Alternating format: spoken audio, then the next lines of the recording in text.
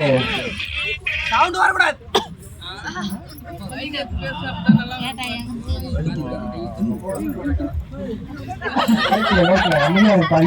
பழக்கத்தை ஒன்று பண்றீங்க கம்மிங்கப்பா. நல்ல கேள்வி. இதுக்கு உண்டான நிறைய திட்டங்களை வந்து நாங்க கொண்டுட்டு வந்தா இருக்கோம். அதாவது என்னன்னா, உணவு பற்றாக்குறை ஏன் அதிகமா இருந்ததுன்னா, எல்லார் வீட்லயும் வாரம் டெய்லி காலையில ஒண்ணு, மதியம் ஒண்ணு, நைட்டு ஒண்ணு இந்த மாதிரி பண்ணிக்கிட்டே இருக்காங்க. பூரி, இட்லி, நைட்டு பொங்கல் இந்த மாதிரி பண்ணிட்டு இருக்காங்க.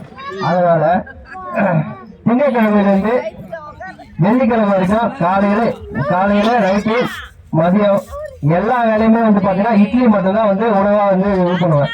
அது ஒரு விஷயம். அதை வந்து என்ன பண்ணா, எல்லார் வீட்லயும் இட்லி எப்படி இது பண்ணோம்னா, இட்லி நீங்க வந்து எங்களோட கட்சி ஆபீஸ் கொடுத்து பண்ணீங்கன்னா நாங்க வந்து டெலிவரி பண்ணுவோம் எல்லாருக்குமே. ஐயா அது எப்படியா பாசிபிள்? ஏன்னா என்னன்னா, இப்ப வந்து உணவு பற்றாக்குறை வருதுன்னு சொல்லிட்டு எல்லாரும் வந்து இந்த கேள்வி கேட்டுருக்காங்க. என்ன விஷயம்னா,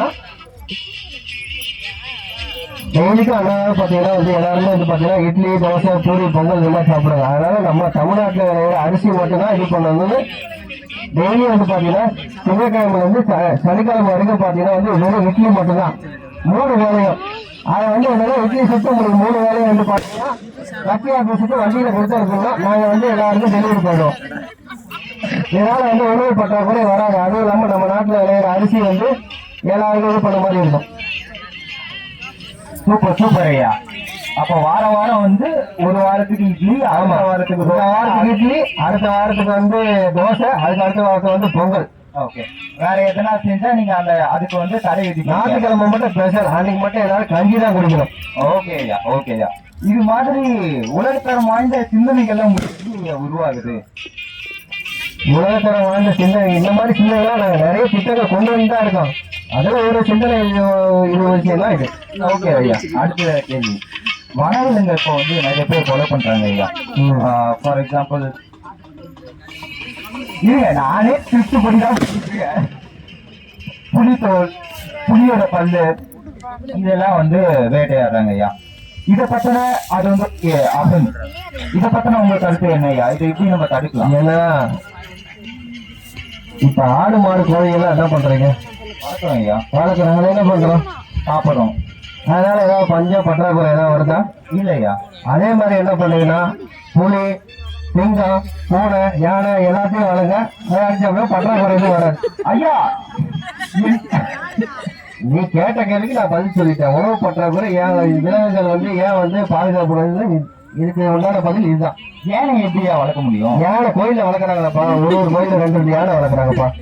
பட் இதை வளர்க்குறதே தப்பு தானே ஐயா? அதுவே வந்து ஒரு அஃபென்ஸ் தானே.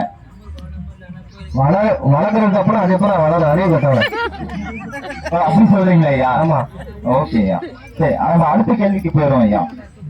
இப்போ போக்குவரத்து நெரிசல் ஐயா. இப்போ கடந்த வாரம் கூட நம்ம பொங்கல் ஆர்கனைசேஷன் டீம்ல இருக்க ராஜேந்திர ஒருத்தர் வந்து அவரோட கேர்ள் ஃபிரெண்ட்ஸ் கூட வண்டியில போகும்போது டிராபிக் ரொம்ப அதிகமா இருக்கு, என்னால வந்து ஜாலியா அந்த ரைடை என்ஜாய் பண்ண முடியல, உங்களால வழி எடுக்க முடியும்னா நீங்க எனக்கு சொல்லுங்க, என்னால ஃப்ரீயா போக முடியல அப்படின்னு ரொம்ப மனமுருகி கேட்டாரு. அது நிறைய திட்டங்களாக கொண்டு வந்தா இருக்கேன் ஐயா. நீங்க சொல்றது எல்லாமே நல்ல திட்டமா தான் இருக்கு. நானே பதில் சொல்றேன். உங்க பின்னாடி நீங்க சொல்லுங்க ஐயா. இதுக்கு வந்து என்ன திட்டம்னா, டிராபிக் வந்து எப்படி கண்ட்ரோல் பண்றாங்க. ஆமா ஐயா. இப்ப எப்படின்னா, காலையில 8 மணில இருந்து 10 மணி வரைக்கும் யார் எங்க போறீங்களோ கார் அங்கேயே நிப்பாட்டிடணும். பைக்ல போறீங்களா, பஸ்ல போறீங்களா, நடந்து போறீங்களா, எல்லாரும் அப்படியே நிக்கணும். சரியா? டிராபிக்கும் இருக்காது ஐயா. இது எப்படி ஐயா சாத்தியம்? இப்போ கம்பெனில வேலை செய்யறவங்க எல்லாம் கேட்க மாட்டாங்களா? நீ என்கிட்ட என்ன கேள்வி கேட்ட? டிராபிக் எப்படி கிளியர்? அதுதான் இப்ப சொன்னேன் நானு. ஓ, 8 to 11 நீங்க டிராபிக்க ஸ்டாப் பண்ணிட்டீங்கன்னா கேட்ட கேள்விக்கு நான் பதில் சொல்றேன். 8 to 11 யார் யார் எங்க போறீங்களோ அங்க டிராபிக்கே இருக்காது. ஓ, வேற லெவல் பதில் ஐயா. ஓகே, அடுத்த கேள்வி ஐயா. இதுல இன்னொரு திட்டம் வேற இருக்கு. சொல்லுங்க ஐயா, கேட்போம். அதை நீங்க கொஞ்சம் பக்கத்துல வந்தீங்கன்னா யாருக்கும் கேட்காத மாதிரி சொல்லுங்க. கிருப்ட கரைச்சி குடிச்சிருக்கீங்க ஐயா. அது என்னன்னா, இது திட்டம் இல்லாம இன்னொன்று வந்து பாத்தீங்கன்னா சைட்ல ஒரு ட்ராக் இருக்கு இல்லையா, ஆமாய்யா. சர்வீஸ் ரோடு மாதிரி. ஆமா, அதுல வந்து என்னன்னா இந்த இப்படி பண்ணிக்கிட்டே போவாங்க, என்னது இது? அதான் ஸ்கேட்டிங். அது ஸ்கேட்டிங். அதுவும் வந்து தனியா ஒரு 3 அடிக்கு ரோடு போட்டு அதுவும் ஒரு திட்டத்துல இருக்கு எங்க இதுல. அது ஆட்சிக்கு வந்து அதுவும் பண்ணுவோம். ஆல்ரெடி நடைபாதைன்னு சொல்லிட்டு நம்ம போட்ட வழியிலேயே வந்து கடலாம் வச்சு எக்ஸ்ட்ரா இன்னொரு 3 அடி சேர்த்து போடுவோம். இன்னும் 3 அடி. 3 அடி சேர்த்து போடுவோம். ஓகே ஐயா. ஐயா மைண்ட் சத்தமா பேசிட்டீங்க. தம்பி ஸ்கிரிப்ட் படிக்க. அடுத்த கேள்வி ஐயா. ஐயா அடுத்தது ரொம்ப முக்கியமான கேள்வி ஐயா. சீக்கிரம் குழுது எனக்கு கொஞ்சம் உதவுது ஐயா. நானும் கொஞ்சம் வேண்டாம் கேட்க மாட்டேன். ஓகே ஐயா. இந்த மக்களுக்காக தான் ஐயா இந்த இன்டர்வியூ. இப்போ நம்ம குரூப்ல இருந்து பிரபு, கௌதம் இவங்க எல்லாம் வந்து என்ன சொல்றாங்கன்னா, எப்படி ராஜா நம்ம கிட்ட ஒரு கம்ப்ளைண்ட் ரைஸ் பண்ணாரோ அது மாதிரி அவரும் என்ன சொல்றாருன்னா தரமற்ற சாலைகளா இருக்கு அப்படின்னு அவங்க வருத்தப்படுறாங்க. அதனால அவங்களாலையும் வந்து அவங்களுடைய கேர்ள் ஃப்ரெண்ட்ஸ் கூடவோ இல்ல வந்து அவங்க நெருங்கிய நண்பர்கள் கூடவோ வந்து ப்ராப்பரா போக முடியல. ஐயா தரமற்ற சாலைகளை போட்டு நீங்க யாரு கூட போறது இல்லையா? ஐயா நான் ஆங்கர் ஐயா. இல்ல கேட்டேன். போவீங்கல்ல பச்சைமா கேட்டுனே இருக்கும். ஐயா ஸ்கிரிப்ட் அப்படிதான் ஐயா எழுதிருக்கேன். நீங்க என்ன தேவையில்லாம மாட்டி விடாதீங்க. சரி சரி. இந்த ஸ்கிரிப்ட்ல நான் பிரபு, கௌதம் மட்டும்தான் போட்டிருக்கேன். ஓகேங்களா? சூர்யா பேர் போடல. இருக்கு ஐயா. அதுக்கு உங்களுடைய தீர்வு என்ன பண்ணலாம்? எனக்கு தீர்வு என்னன்னா, நீங்க ரோட் டாக்ஸ் வருஷத்துக்கு ஒரு வாட்டி தான் கட்டுறீங்க. ஆமாய்யா. அதுக்கு வந்து தாரு செலவு ஒரு வாட்டி தான் ரோடு போட்டு கொடுக்க முடியும். என்னையா பதில் இது? ஆமாயா, நீங்க ஒரு வாட்டி தான் ரோட் டாக்ஸ் கட்டுறீங்க. நீங்க மாசம் மாசம் கட்டுறீங்களா என்ன? ஐயா ஒரு வாட்டி ரோட் டாக்ஸ் கட்டினாலும் நீங்க தரமான சாலை ஒரு தடவை ரோட் டாக்ஸ் கட்டுறதுக்கு தாரு, ஜல்லி, எம்சாண்டு இதெல்லாம் வாங்குறதுக்கு என்ன காஸ்ட் ஆகுது தெரியுமா? ஐயா சொல்லுங்க. இப்ப வந்து பாத்தீங்கன்னா அவருக்கே தெரியாது. கோயம்பேட்டுக்கு ரோடு போனோம்னா எப்படி போடுவீங்க? ஐயா நீங்க சொல்றத பார்த்தா உங்க வீட்டுல இருந்து ரோடு கனெக்ட் பண்றதுக்கான ஏப்பா அது லென்த்தா போட்டுக்கப்பா. நான் என் வீட்டுக்கு சொல்றதுன்னா நீ லென்த்தா போட்டுக்க. எவ்வளவு வருது? ஒரு ஸ்கொயர் ஃபீட்டுக்கு வந்து பாத்தீங்கன்னா 1000 ரூபா வருது.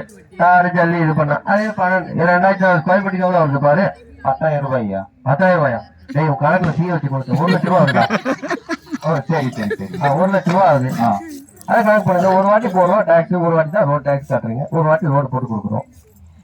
அடுத்த வாட்டி ரோட் போடுறதுக்கு நாங்க திரும்ப டாக்ஸ் பே பண்ணோம். நீ கேட்டதுக்கு நான் பதில் சொல்லிட்டேன். ஆமா ஓகேயா. அடுத்த கேள்வி ஐயா. இப்போ நம்ம தமிழ்நாட்டுல மட்டும் இல்ல இந்தியாவிலே வந்து பிரைவேட் ஸ்கூல்ஸ் தான் அதிகமா இருக்கு கவர்மெண்ட் ஸ்கூல்ல கம்பேர் ஒரு நல்ல திட்டம் என்கிட்ட இருக்கு. ஐயா உங்ககிட்ட இருக்கிறது எல்லாமே வந்து உலகளாவிய அத வந்து வர்ணிக்க முடியாத திட்டங்களா தான் இருக்கு. கற்பனைக்கு மிகிய திட்டங்களா தான் இருக்கு. திட்டம்லாம் இருக்கு. ஆனா நீங்க தான் எங்க ஆட்சிக்கே வர விட மாட்டீங்க. கண்டிப்பா வர வைப்பீங்க. இது இப்ப இன்னொரு 4 மாசத்துல அரசியல் தேர்தல் வருதா? தேர்தல் வருது. கண்டிப்பா இந்த இன்டர்வியூ பார்த்ததுக்கு அப்புறம் நீங்க தான் ஜெயிக்க போறீங்க அண்ணா போஸ்ட்ல. அண்ணா போஸ்ட்ல? ஆமாங்க. சரி தெரிகிறதா? தெரிகிறது. ஸ்கூலுக்குள்ள போயிருவோமா? போயிடலாம். சொல்லுங்க ஐயா. பிரைவேட் ஸ்கூல் ரொம்ப அதிகமா இருக்கு ஐயா கவர்மெண்ட் ஸ்கூல்ல கம்பேர் பண்ண. நல்ல திட்டம் இருக்கு. என்ன வேணா பேர் வச்சுக்கங்க. ஓகேயா. ஆனா வந்து முருகன் அரசு பள்ளி அது மாதிரிதான் பேர் வரணும். ஓ சிவா அரசு பள்ளி எல்லாத்துலயும் அரசு பள்ளின்னு வந்துடும். பிரச்சனை எதுவும் இருக்காது. தனியார் இருக்காதுல்ல, கவர்மெண்ட் ஆட் ஆயிடுச்சு. ஓ அப்படி. ஆமா பிரைவேட் ஸ்கூல் தான், பட் பேர் மட்டும் பிரைவேட் ஸ்கூல் இருக்கு. அதுல வந்து அரசு சேர்த்துட்டா அரசு பள்ளி ஆயிட்டு போகுது. எல்லாமே அரசு பள்ளி தான். சண்முகம் சண்முகம் அரசு பள்ளி அரசு பள்ளியில கூட இருக்கு. உங்க பேர் என்ன? ஐயா வேணாம் ஐயா. பரவாயில்ல சொல்லுங்க. பிளே பாய் அரஞ்சித் அரசு பள்ளி அந்த மாதிரி அவங்க ஸ்டார்ட் பண்ணிக்கலாம். எல்லாத்துலயும் அரசு வந்துடும். ஐயா இப்ப எனக்கு அடுத்த டவுட் ஐயா. இந்த பதில இருந்து மாஸ்க் போட்டு அப்படி பண்ணியும் பிரைவேட் ஸ்கூல்ல போய் ஜாயின் பண்ணா அவங்களுடைய ஃபீஸ் என்னவா இருக்கும் ஐயா? ஃபீஸ் இதுக்கு அதிகமா இருக்குமே. இதுக்குதான் என்ன ஒரு திட்டம் வச்சுக்கலாம். அதெல்லாம் இதுல கவர்மெண்ட் ஸ்கூல்ல இருந்து சார்ந்தவங்களுக்கு வந்து பாத்தீங்கன்னா 10 சப்ஜெக்ட். அதில் போய் ஜாயின் பண்ணி 20 சப்ஜெக்ட். அங்க போக மாட்டான், இங்கதான் வருவான். சூப்பர்யா சூப்பர்யா. இது மாதிரி திட்டங்களை நீங்களா யோசிப்பீங்களா இல்ல உங்களுக்குன்னு ஒரு டீமை ஹையர் பண்ணி? டீம் இருக்கு, நாங்களாம் இண்டிவிஜுவலா யோசிப்போம். எப்படி யோசிப்பீங்க? ஆட்சிக்கு வர்றதுக்கு என்னென்னலாம் பண்ணணுமோ அதெல்லாம் பண்ணிக்கிட்டு இருக்கீங்க. ஓகேயா. சரி அப்படியே வந்து பிரைவேட் ஸ்கூல்ல போனா என்ன ஐயா பண்ணுவீங்க? அதான் சொல்றேன். இப்ப பிரைவேட் ஸ்கூலுக்கு போனோம்னா என்னன்னா அவங்களுக்கு வந்து பாத்தீங்கன்னா சப்ஜெக்ட் வந்து அதிகமா இருக்கும். இப்ப நீங்க கவர்மெண்ட் ஸ்கூல்ல தான் சேரணும்னா அது ஒரு 10 சப்ஜெக்ட் இங்க வச்சுன்னா அங்க 20 சப்ஜெக்டா இருக்கும். பசங்க அங்க போக மாட்டானுங்க. 10 சப்ஜெக்ட் தானே இங்க இது பண்ணுங்க. அதுல இன்னொன்னு என்னன்னா நம்ம திட்டத்துல என்னன்னா இப்ப நீ ஃபர்ஸ்ட் பிறக்கும் போது நீ என்ன ஆக போற? ஐயா நான் அப்ப வந்து படத்தெல்லாம் பார்த்துட்டு ஒரு ஐபிஎஸ் ஐயா. அப்ப நீ முதல் வகுப்புல இருந்து ஐபிஎஸ் வரைக்கும் உன்னை ஐபிஎஸ்லயே தான் படிக்க வைப்பேன். அப்படிங்களா ஐயா? ஆமா. இது தெரியாம எங்க வீட்டுல பல லட்சங்களை செலவு பண்ணி ஒவ்வொரு சப்ஜெக்டும் படிக்க வச்சு எனக்கு ஒரு டவுட் இருக்கு ஐயா. ஒரு டீச்சரால எல்லா சப்ஜெக்டையும் டீச் பண்ண முடியல. அப்ப எப்படி ஒரு ஸ்டூடெண்டால மட்டும் எல்லா சப்ஜெக்டையும்? எங்களை மாதிரி ஆளுங்க இருக்குன்னா அந்த மாதிரி திட்டம் நாங்க உருவாக்குறோம், செயல்படுத்தணும்னு நினைக்கிறோம். ஓகே ஐயா. இப்ப நீ போலீஸ் ஆகணும், ஃபர்ஸ்ட்ல இருந்து போலீஸ் தான். 1வது இருந்து பாத்தீங்கன்னா நீ போலீஸ் மட்டும் தான் படிக்கணும். ஐயா அப்ப அப்படி பாத்தீங்கன்னா எனக்கு கணக்கு இல்ல அறிவியல் எது அதை பத்தின ஒரு அறிவே இல்லாம இருக்கும் இல்லையா? அதை பத்தி அறிவு வந்து உனக்கு என்னப்பா பண்ண போகுது? நீ டாக்டர் ஆக டாக்டர் விட்டாத அறிவு இருந்தா போதுமேப்பா. இப்ப யாரோ ஒரு கமெண்ட் பாஸ் பண்ணாங்க, இல்ல நான் மட்டும் உனக்கு இருந்துருமான்னு. யாருன்னு தெரியாது. ஓகே ஓ அவருதான். ஓகே சீனியரா? ஓகே ஐயா அடுத்த கேள்விக்கு போயிடலாமா ஐயா? போயிடலாம் போயிடலாமா? பாய். ஐயா மர வெட்டு பிரச்சனை வருது ஐயா. மரம் வெட்டுறாங்க, சந்தன மரம். சந்தனமா? அதை எப்படி தடுக்கலாம்? அதுக்கான உங்களோட கருத்து என்ன ஐயா? சந்தன மரத்தை எதுக்கு வெட்டுறாங்க? தெரியலையே ஐயா. சந்தன மரத்தை எதுக்கு வெட்டுறாங்க? இந்த சோப்பு தயாரிக்கிறதுக்கு, வாசனை இதுதான் சாப்பிடுறாங்க. அது மாதிரி வந்து வீட்டுக்கு ஒரு 4-5 சந்தன மரம் வளர்த்துக்கலாம். அவங்க வளர்த்து போறாங்க. நீ வெளியே போகும்போது உரசிட்டு போயிட்டே இருக்கலாம், வாசனை வந்துடும். ஆனா அதை வெட்டுறதே அஃபென்ஸ் போது அதை எப்படி ஐயா வளர்க்கறது? வெட்டுறதே அப்பன்னு அப்புறம் இருக்கு அதை வளர்க்கணும். அப்புறம் இருக்கா தேவைப்படாது. ஏன்னா பற்றி பேசுற நீ? ஆங்கிலம் என்ன வேணா கேட்பியா? நீ கேட்ட கேள்விக்கு தானே பதில். புரியுது ஐயா. பட் இதுவே அஃபென்ஸ் போது இதுக்கு எதனா இப்ப சொல்யூஷன் உங்ககிட்ட இருக்கா? நீங்க எதனா வீட்டுல அது மாதிரி எதனா வளர்த்துட்டு இருக்கீங்க? நானும் வளர்த்துட்டு தான் இருக்கேன். ஒரு 12 மரம் வளர்த்துட்டு இருக்கேன். டெய்லி பொங்க உரத்துக்கிட்டு இப்படி போயிடுவேன். ஓ நீங்க வந்து ஓகே புரியுது ஐயா. பெர்ஃபியூம்லாம் வாங்க வேண்டிய அவசியம் இல்லை. நீ வெளியே கிளம்பிட்டு அவசரமா இருக்கும்போது பொண்ணு அவசரமா இப்படி உரசிட்டு போயிட்டே இருக்கலாம். ஆமா ஆமா.